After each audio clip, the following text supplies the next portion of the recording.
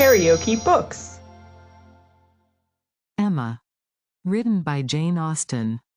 Audiobook. Chapter 5. I do not know what your opinion may be, Mrs. Weston, said Mr. Knightley, of this great intimacy between Emma and Harriet Smith, but I think it a bad thing. A bad thing? Do you really think it a bad thing? Why so? I think they will neither of them do the other any good. You surprise me. Emma must do Harriet good, and by supplying her with a new object of interest, Harriet may be said to do Emma good. I have been seeing their intimacy with the greatest pleasure. How very differently we feel. Not think they will do each other any good. This will certainly be the beginning of one of our quarrels about Emma, Mr. Knightley. Perhaps you think I am come on purpose to quarrel with you, knowing Weston to be out, and that you must still fight your own battle. Mr. Weston would undoubtedly support me if he were here, for he thinks exactly as I do on the subject. We were speaking of it only yesterday, and agreeing how fortunate it was for Emma, that there should be such a girl in Highbury for her to associate with. Mr. Knightley, I shall not allow you to be a fair judge in this case. You are so much used to live alone, that you do not know the value of a companion, and, perhaps no man can be a good judge of the comfort a woman feels in the society of one of her own sex, after being used to it all her life. I can imagine your objection to Harriet Smith. She is not the superior young woman which Emma's friend ought to be. But on the other hand, as Emma wants to see her better informed, it will be an inducement to her to read more herself. They will read together. She means it, I know. Emma has been meaning to read more ever since she was 12 years old. I have seen a great many lists of her drawing up at various times of books that she meant to read regularly through, and very good lists they were, very well chosen, and very neatly arranged, sometimes alphabetically, and sometimes by some other rule.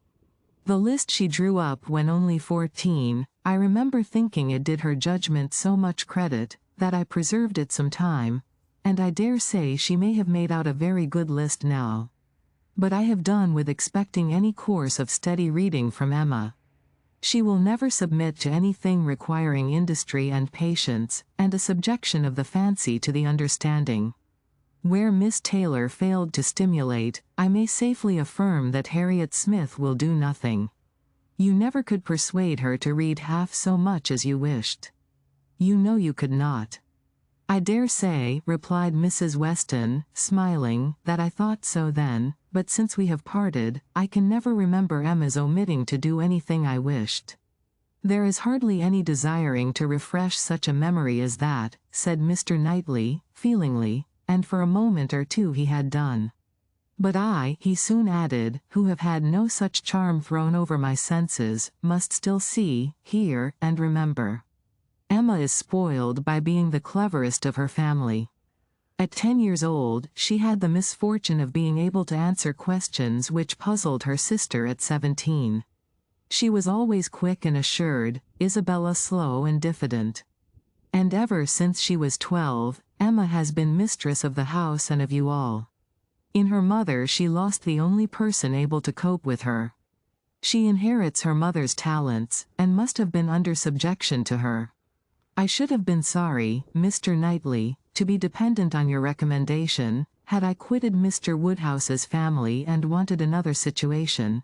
I do not think you would have spoken a good word for me to anybody. I am sure you always thought me unfit for the office I held. Yes, said he, smiling. You are better placed here, very fit for a wife, but not at all for a governess. But you were preparing yourself to be an excellent wife all the time you were at Hartfield. You might not give Emma such a complete education as your powers would seem to promise, but you were receiving a very good education from her, on the very material matrimonial point of submitting your own will, and doing as you were bid, and if Weston had asked me to recommend him a wife, I should certainly have named Miss Taylor. Thank you. There will be very little merit in making a good wife to such a man as Mr. Weston. Why, to own the truth, I am afraid you are rather thrown away, and that with every disposition to bear, there will be nothing to be borne. We will not despair, however. Weston may grow cross from the wantonness of comfort, or his son may plague him. I hope not that. It is not likely. No, Mr. Knightley, do not foretell vexation from that quarter. Not I, indeed. I only name possibilities. I do not pretend to Emma's genius for foretelling and guessing. I hope, with all my heart, the young man may be a Weston in merit and a Churchill in fortune. But Harriet Smith, I have not half done about Harriet Smith. I think her the very worst sort of companion that Emma could possibly have. She knows nothing herself, and looks upon Emma as knowing everything. She is a flatterer in all her ways, and so much the worse, because undesigned. Her ignorance is hourly flattery. How can Emma imagine she has anything to learn herself, while Harriet is presenting such a delightful inferiority? And as for Harriet, I will venture to say that she cannot gain by the acquaintance. Hartfield will only put her out of conceit with all the other places she belongs to. She will grow just refined enough to be uncomfortable with those among whom birth and circumstances have placed her home. I am much mistaken if Emma's doctrines give any strength of mind, or tend at all to make a girl adapt herself rationally to the varieties of her situation in life. They only give a little polish. I either depend more upon Emma's good sense than you do, or am more anxious for her present comfort, for I cannot lament the acquaintance. How well she looked last night. Oh. You would rather talk of her person than her mind, would you? Very well, I shall not attempt to deny Emma's being pretty. Pretty. Say beautiful rather. Can you imagine anything nearer perfect beauty than Emma altogether, face and figure? I do not know what I could imagine, but I confess that I have seldom seen a face or figure more pleasing to me than hers. But I am a partial old friend. Such an eye. The true hazel eye, and so brilliant. Regular features, open countenance, with a complexion. Oh! What a bloom of full health, and such a pretty height and size, such a firm and upright figure. There is health, not merely in her bloom, but in her air, her head, her glance. One hears sometimes of a child being the picture of health. Now, Emma always gives me the idea of being the complete picture of grown-up health. She is loveliness itself. Mr. Knightley, is not she? I have not a fault to find with her person, he replied. I think her all you describe. I love to look at her, and I will add this praise, that I do not think her personally vain. Considering how very handsome she is, she appears to be little occupied with it. Her vanity lies another way. Mrs. Weston, I am not to be talked out of my dislike of Harriet Smith, or my dread of its doing them both harm. And I, Mr. Knightley, am equally stout in my confidence of its not doing them any harm. With all dear Emma's little faults, she is an excellent creature. Where shall we see a better daughter, or a kinder sister, or a truer friend? No, no, she has qualities which may be trusted. She will never lead anyone really wrong. She will make no lasting blunder. Where Emma errs once, she is in the right 100 times. Very well, I will not plague you any more. Emma shall be an angel, and I will keep my spleen to myself till Christmas brings John and Isabella. John loves Emma with a reasonable and therefore not a blind affection, and Isabella always thinks as he does, except when he is not quite frightened enough about the children. I am sure of having their opinions with me.